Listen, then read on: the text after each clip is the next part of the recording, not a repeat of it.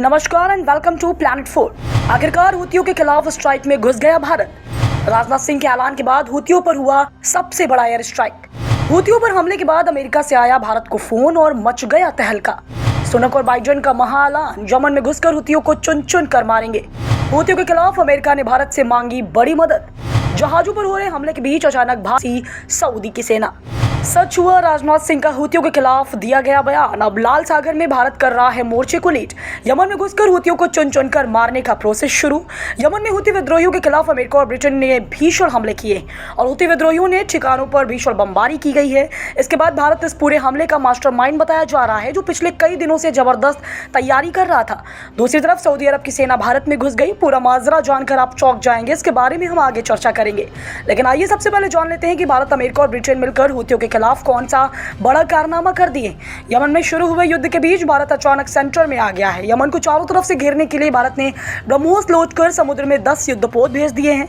यह सभी आग उगलने के लिए सिर्फ एक आदेश का इंतजार कर रहे हैं। यमन में शुरू हुए अमेरिकी हमले के बीच अमेरिका का विदेश मंत्री एंटनी ब्लिंकन ने भारत के विदेश मंत्री एस जयशंकर को फोन किया है। हुती विद्रोहियों पर स्ट्राइक करने के बाद अमेरिका जवाब भारत से मदद मांग रहा है। वो चाहता है कि हुतियों के खिलाफ इस युद्ध में भारत अमेरिका का साथ दे।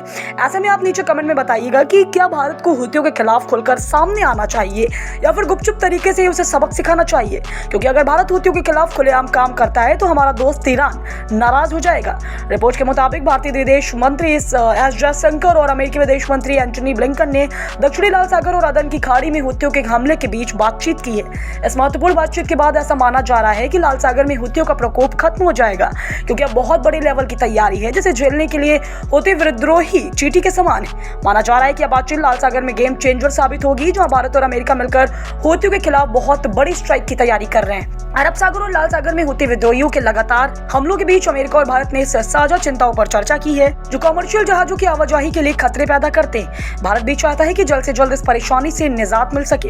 हुती विद्रोहियों के हमले से जहाजों और क्रू मेंबर्स के ऊपर गंभीर खतरा पनप रहा है। हाल ही में भारत के मार्कोस कमांडो ने डाकियों को खदेड़कर अपने जहाजों को सुरक्षित वापस बचा लिया था। अमेरिका ने लाल सागर में नेविगेशन की स्वतंत्रता की रक्षा के भारत के साथ बढ़े हुए सहयोग का स्वागत किया है और दोनों देशों ने क्षेत्र में लापरवाह हुती हमलों पर साझा चिंताओं पर चर्चा की है और मुंहतोड़ जवाब देने को भी तैयार कर लिया है। तो इसके साथ ही आपको बता दें कि हुतियों ने 3 दिन पहले लाल सागर के दक्षिणी हिस्से में 21 मिसाइलें और ड्रोन हमले किए थे, जिसे अमेरिका और ब्रिटिश नौसेना ने मार गिराया। अमेरिकी सेना के सेंट्रल कमांड के अनुसार हुतियों के हमले में कोई नुकसान नहीं हुआ, लेकिन हुतियों के इस हमले के बाद अमेरिका और ब्रिटेन ने यमन में हुतियों के ठिकानों पर भीषण बमबारी की, जिसके बाद हुती विद्रोहियों ने अमेरिका को अंजाम भुगतने की धमकी दी है। ब्रिटेन के प्रधानमंत्री ऋषि सुनक और अमेरिकी राष्ट्रपति ने इन हमलों की पुष्टि की है। इन हमलों के कई देशों का सहयोग प्राप्त हुआ था। इस कार्रवाई का उद्देश्य समुद्री व्यापारिक मार्गों की सुरक्षा सुनिश्चित करना और हुती विद्रोहियों को कम करना था। तो वहीं अमेरिकी राष्ट्रपति जो बाइडेन ने यमन में हुई एयर स्ट्राइक के बाद कहा है कि अमेरिका अपने उन लोगों की सुरक्षा और अंतर्राष्ट्रीय वाणिज्य के मुक्त प्रवाह के लिए प्रतिबद्ध है। उन्होंने कहा कि जरूरत पड़ने पर वे और कार्रवाई करने में संकोच नहीं करेंगे। इस हमले में ब्रिटेन, ऑस्ट्रेलिया, बहरीन, कनाडा और नीदरलैंड भी शामिल थे। भारत भी इसमें शामिल था, लेकिन उसका नाम खुलकर सामने नहीं आया। यह कार्रवाई लाल सागर में हुती हमलों के जवाब में की गई थी। तो वहीं अरब सागर में हुतियों के लगातार 2 हमलों के बीच पिछले महीने भारतीय नौसेना ने उत्तरी और मध्य अरब सागर के साथ साथ अदन की खाड़ी में अपनी निगरानी गतिविधियां बढ़ा दी हैं। भारतीय नौसेना के हालिया बयान के अनुसार भारत ने 10 विध्वंसक और फ्रिगेट वाले नौसैनिक जहाजों को अरब सागर में तैनात कर दिया।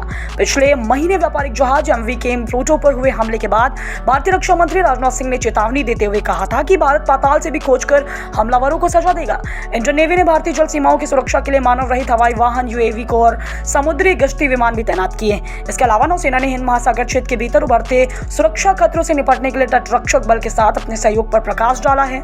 इन सबके बीच रॉयल सऊदी नौसेना बलों के chief of staff lieutenant general Fahd bin Abdullah को राष्ट्रीय राजधानी से साउथ ब्लॉक लॉन में गार्ड ऑफ ऑनर दिया गया। नौसेना स्टाफ के प्रमुख एडमिरल आर हरि कुमार ने साउथ ब्लॉक में अपने सऊदी अरब के समकक्ष admiral lieutenant general Fahd bin Abdullah अल गफली का स्वागत किया। सऊदी अरब के नेवी चीफ उस वक्त दिल्ली में हैं जब यमन में अमेरिकी के इस हमलों के बाद सऊदी अरब ने बयान जारी करते हुए कहा कि सऊदी अरब लाल सागर में व्यापारिक जहाजों पर होने वाले हमलों और यमन में अमेरिका के हमलों को लेकर काफी चिंतित है।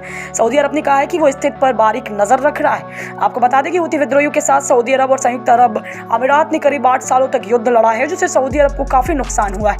लिहाजा सऊदी अरब नहीं चाहता है कि उसके दक्षिणी सीमा पर फिर से कोई नया युद्ध भड़के।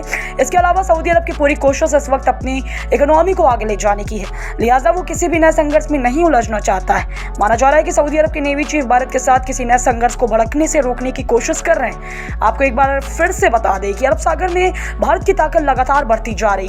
भारतीय नौसेना ने अरब सागर में 10 युद्धपोत, मरीन कमांडो, गश्ती विमान और एडवांस ड्रोन तैनात किए।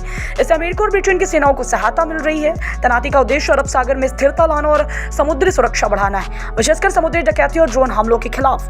इस अभियान में PHI गश्ती विमान और MQ-9BBC गार्जियन ड्रोन भी शामिल है, जो हाई रिजोल्यूशन इमेजरी प्रदान कर रहे हैं। इस अभियान में विभिन्न प्रकार के युद्धपोत और भारतीय तटरक्षक बल भी सम्मिलित हैं।